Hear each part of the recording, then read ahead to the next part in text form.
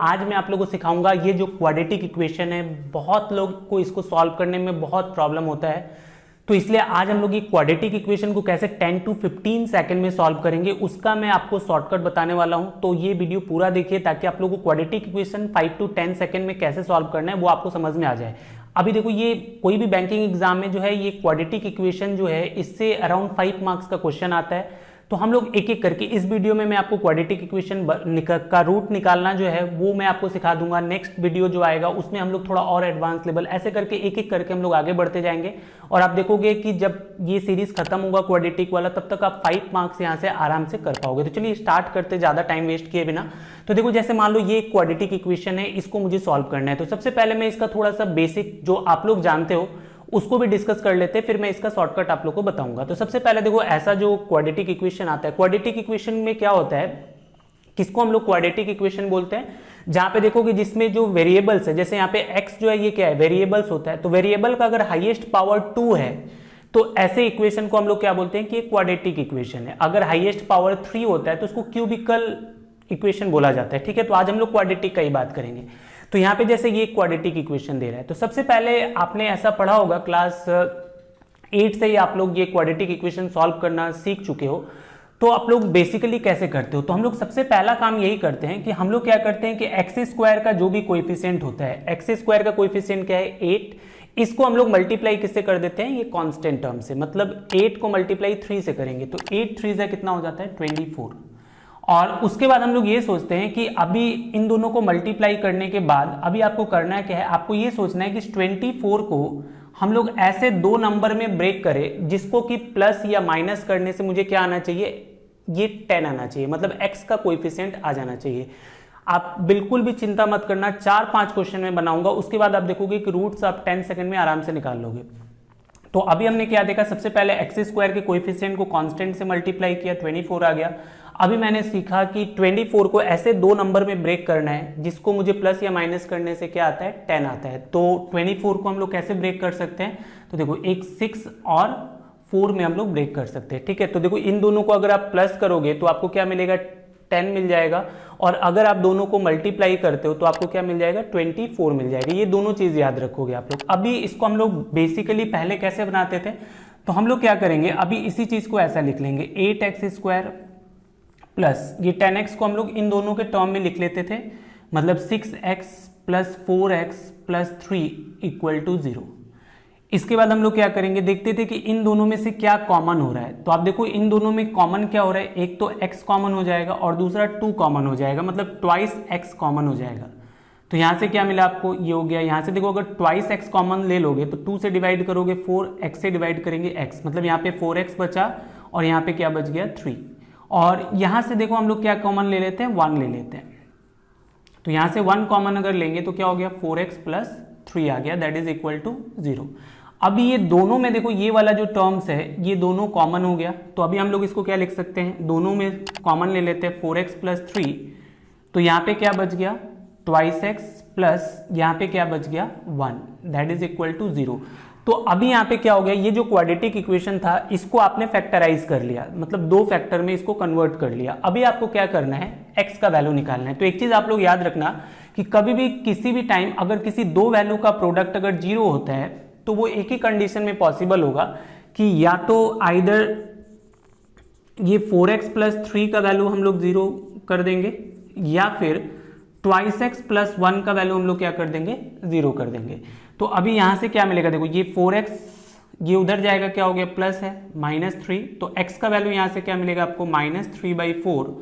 और यहाँ से अगर हम लोग सॉल्व करें ट्वाइस x इक्वल टू ये 1 उधर लेके जाओगे -1 होगा, तो यहाँ से x का वैल्यू क्या मिल जाएगा -1/2। तो x का देखो 2 वैल्यू मिला। क्वाड्रेटिक इक्वेशन में देखो x का पावर 2 होता है तो x का 2 वैल्यू आपको मिलेगा। तो यहाँ पे एक वैल्यू क्या मिला -3/4 और दूसरा क्या मिला -1/2। अभी देखो हम लोग इसको एक शॉर्टकट से कैसे बना लेंगे, देखो आपको ऑलमोस्ट अप्रोच यही रहता है, लेकिन हम लोग ये लिखने का काम नहीं करेंगे, डायरेक्ट मैं आपको सिखाऊंगा कि ये वैल्यू जो है आप डायरेक्ट कैसे फाइंड कर सकते हो। तो अभी हम लोग इसका शॉर्टकट देखेंगे। तो देखो इसको अगर हम लोग सिंगल लाइन में अगर ऐसे क्वाड्रेटिक इक्वेशन को सॉल्व करना चाहते हैं तो आपको क्या करना पड़ेगा, एक साइन याद करना पड़ेगा, और वो भी बहुत ही आसान है। मैं उसका लिखने का तरीका आपको बता दूंगा, उससे आपको याद हो जाएगा। तो देखो आपको साइन कैसे क्या याद रखना है साइन, तो सबसे पहले हम लोग क्या करेंगे, इस तरीके से लिख लेंगे। देखो आपको क्या लिखना है, प्लस प्लस माइनस माइनस, ठीक है। अभी क्या करना है, थोड़ा स्पेस छोड़ के इसका अपोजिट साइन, मतलब आप लिखोगे माइनस माइनस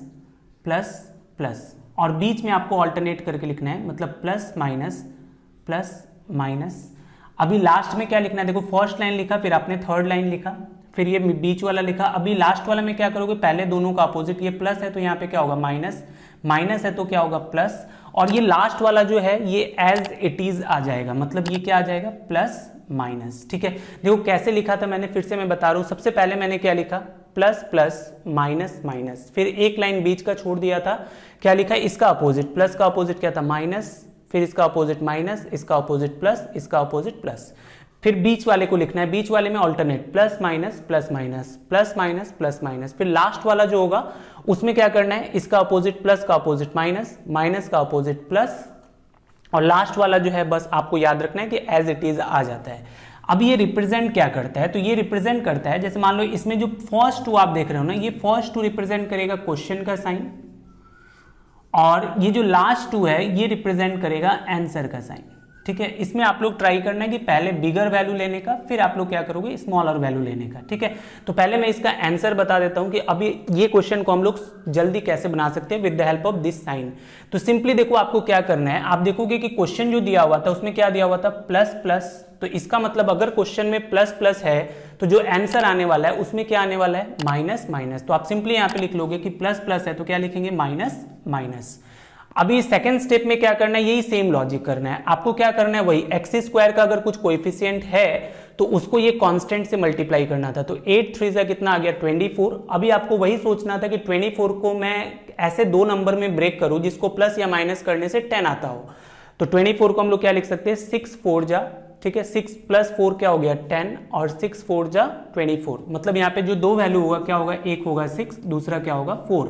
और लास्ट स्टेप आपको क्या करना है, एक्स स्क्वायर के कोएफिशिएंट से डिवाइड कर देना है, मतलब डिवाइडेड बाई 8, इसको भी क्या करोगे डिवाइडेड बाई 8। तो देखो ये कितना हो गया, 2 से कट जाएगा, क्या मिलेगा -3/4, और ये 2 से कट जाएगा, क्या मिलेगा -1/2। देखो वही चीज आया था जो आपने इतना सारा लिख के आप लोग सॉल्व किए थे। तो इस तरीके से हम लोग रूट जो है ये बहुत ही जल्दी निकाल सकते हैं विदिन, अगर आप ये ब्रेक करने में थोड़ा एक्सपर्ट हो गया, और ये एक्सपर्ट होने के लिए थोड़ा टेबल याद करना पड़ेगा। अगर आप ये कर लिए तो आप देखोगे इसको आप 10 to 15 सेकंड में आराम से सॉल्व कर सकते हो। कुछ और क्वेश्चन से मैं इस कॉन्सेप्ट को आपको और अच्छे से एक्सप्लेन कर दे। तो चलिए फटाफट अभी 10 to 15 सेकंड में ये दोनों जो क्वेश्चन है इसका हम लोग रूट निकाल के देखते हैं। तो सबसे पहले देखो पहला वाला क्वेश्चन जो है इसमें क्या दिया हुआ है, हम लोग सिंपली पहले अभी हम लोग समझ चुके हैं कि हमको क्या देखना है, साइन देखना है। क्वेश्चन में क्या साइन है, प्लस प्लस, तो इसका मतलब आंसर का साइन क्या होगा, माइनस माइनस। तो यहाँ पे हम लोग सिंपली लिख लेंगे माइनस माइनस। अभी मुझे क्या करना है, ये सिंपली देखो एक्स स्क्वायर का तो कोई कोएफिशिएंट नहीं है, तो आपको सिंपली क्या करना है, इस 20 को आपको सोचना है कि इस 20 को ऐसे दो नंबर में ब्रेक किया जाए जिसको प्लस या माइनस करने से 9 आता हो। तो ऐसा दो नंबर क्या हो सकता है, तो आपको समझ में आ रहा है कि एक 5 और दूसरा हम लोग क्या ले सकते हैं 4, क्योंकि 5 और 4 को जब आप प्लस करोगे तो 5 + 4 क्या हो गया 9, और 5 4 जा कितना हो जाता है 20। इसका मतलब एक वैल्यू क्या ले लेंगे 5 और दूसरा क्या ले लेंगे 4। और देखो एक्स स्क्वायर का कोई कोएफिशिएंट है नहीं तो इसको आप 1 से डिवाइड करो नहीं करो एक ही बात है। मतलब पहले वाले का जो रूट होगा वो क्या होगा -4 और -5 और -4 है। अभी हम लोग ये वाला देखते हैं। तो देखो जैसे यहाँ पे भी क्या है, साइन पहले क्वेश्चन का साइन देख लेते हैं। तो प्लस प्लस है, क्वेश्चन का साइन प्लस प्लस होगा तो आंसर वाले में क्या होगा माइनस माइनस, तो आप यहाँ पे माइनस माइनस लिख लोगे।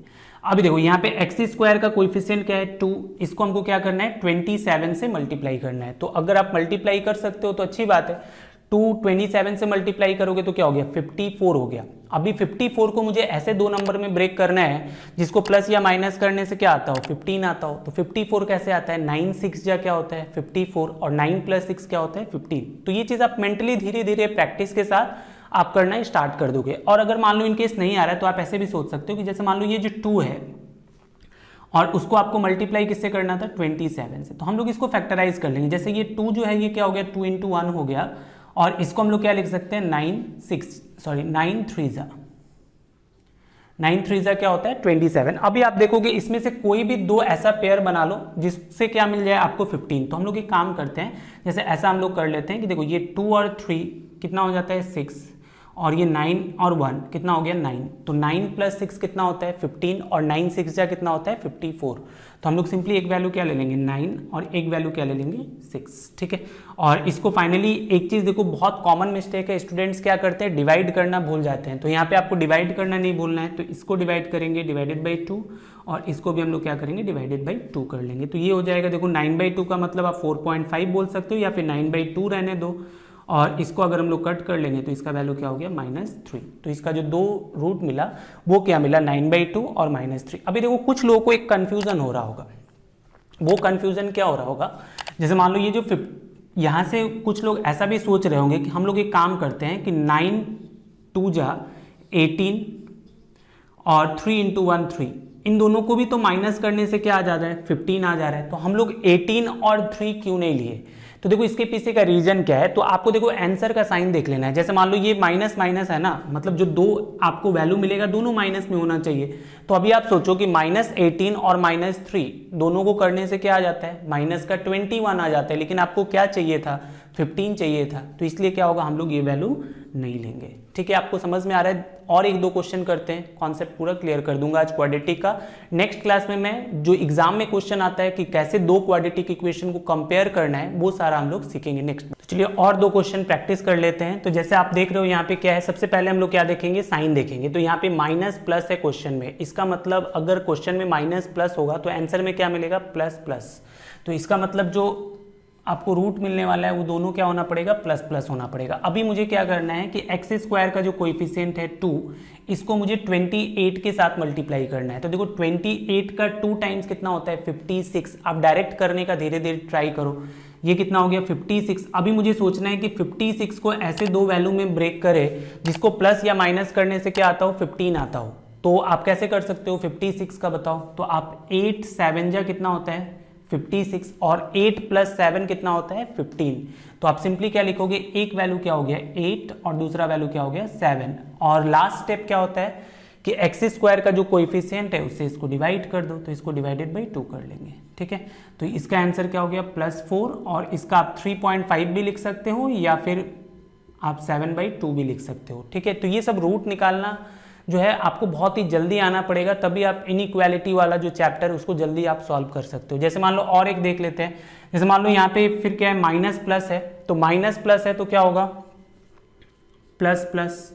अभी हमको क्या करना है 4 को 30 से मल्टीप्लाई करना है। तो ये कितना हो गया 4 को 30 से मल्टीप्लाई करोगे तो हो जाएगा 120 को ब्रेक करके 23 लाना है। तो मान लो अगर आपको नहीं समझ में आ रहा है, ऐसे तो 15 8 जा क्या होता है 15 8 जा 120 होता है, और 15 + 8 23 होता है। तो इसलिए आपको टेबल याद होना चाहिए। फिर भी अगर आपको नहीं याद आ रहा है तो आप ऐसे सोच सकते हो कि मान लो आपको क्या करना है 4 को 30 से मल्टीप्लाई करना है, तो 4 × 30 लिख लो। अभी इसको फैक्टराइज कर लो आप, जैसे मान लो ये 2 × 2 लिख सकते हो, और इसको मान लो मैंने लिख दिया 2 × 15। तो अभी देखो क्या होगा 2 × 2 4, 4 2 जा क्या हो गया 8, और यहाँ पे क्या है 15 है, और 15 + 8 मुझे पता है कितना होता है 23 होता है। तो मतलब एक वैल्यू क्या ले लेंगे 15 और दूसरा वैल्यू क्या ले लेंगे 8, और फाइनली इसको मुझे क्या करना है डिवाइड किससे कर देना होगा 4 से, ठीक है। तो ये कट जाएगा 2 टाइम्स। तो पहले वाले का आंसर क्या हो गया, मतलब पहला वाला क्या हो गया 15/4 और दूसरा क्या हो गया 2। अभी देखो एक छोटा सा पॉइंट और आपको बहुत ही इंपॉर्टेंट बताना है, जो कि मैं नेक्स्ट क्वेश्चन के थ्रू आपको एक्सप्लेन कर दे रहा हूं। तो अभी देखो ये जो क्वेश्चन है आप लोग एक छोटा सा पॉइंट बहुत ही इंपॉर्टेंट है वो याद रखोगे आप। वो क्या है कि अगर देखो ये जो साइन है आप तभी यूज कर सकते हो जब क्वाड्रेटिक इक्वेशन अपने स्टैंडर्ड फॉर्म में होगा। स्टैंडर्ड फॉर्म बोलने का मतलब क्या होता है ax² + bx + c = 0। मतलब क्या है, आपको ये इक्वेशन याद रखने का दरकार नहीं है, आप सिंपली याद रखना है कि पहले x² होना पड़ेगा, उसके बाद x होना पड़ेगा, फिर कांस्टेंट, और राइट साइड में क्या होना पड़ेगा 0, तभी आप ये जो है ये वाला साइन आप यूज कर सकते हो। तो जैसे मान लो ये जो इक्वेशन मुझे दिख रहा है वहां पे मुझे क्या दिख रहा है 3x² + 12 that is equal to 13x, और मुझे पता है कि स्टैंडर्ड फॉर्म क्या है पहले x² होगा, फिर x होगा, फिर क्या होगा कांस्टेंट। तो हम लोग इसको अरेंज कर लेंगे, मतलब सबसे पहले हम लोग क्या करेंगे इसको लिख लेंगे 3x², उसके बाद x लिखना है। तो ये 13x इस साइड में है प्लस में, इधर आएगा क्या हो गया माइनस, तो ये हो जाएगा माइनस का 13x +12 इक्वल टू 0। तो अभी क्या हो गया, क्वाड्रेटिक इक्वेशन अपने स्टैंडर्ड फॉर्म में आ गया। अभी हम लोग साइन देखेंगे, तो यहाँ पे क्या है माइनस प्लस, तो ये माइनस प्लस है, तो इसका जो आंसर होगा वो क्या होगा प्लस प्लस। ठीक है, अभी आपको क्या सोचना है, एक्स स्क्वायर का जो कोएफिशिएंट है 3 को 12 से मल्टीप्लाई करोगे, 12 3 जा 36, और 36 को मुझे ऐसे दो नंबर में ब्रेक करना है जिसको प्लस या माइनस करने से 13 आता हो। तो आपको पता है कि 36 क्या होता है, 9 4 जा क्या होता है 36, और 9 और 4 ऐड करने से क्या आता है 13। तो हम लोग एक वैल्यू 9 ले लेंगे, एक वैल्यू क्या ले लेंगे 4, और फाइनल स्टेप नहीं भूलोगे, बार बार बोल रहा हूँ कि डिवाइड किससे कर देना है 3 से। तो मतलब इसका आंसर क्या हो गया 3 + 3, और दूसरा वाला क्या हो गया 4/3। ठीक है, तो ये दो क्वेश्चन है, इसको सॉल्व करना है और इसका जो रूट होगा उसको आपको कमेंट करके बताना है। देखो ये क्वाड्रेटिक इक्वेशन का जस्ट एक इंट्रोडक्शन क्लास था जहां पे मैंने आपको जस्ट क्वाड्रेटिक इक्वेशन सॉल्व करना बताया। नेक्स्ट जो वीडियो आएगा वहां पे मैं बात करूंगा जो एग्जाम लेवल जो क्वेश्चन आता है जहां पे एक्चुअली दो क्वाड्रेटिक इक्वेशन देके कैसे उसको कंपेयर करना है, उसको हम लोग नेक्स्ट वीडियो में सीख लेंगे। तब तक आप इसको रिवाइज करते रहिए, पढ़ते रहिए। Thank you very much.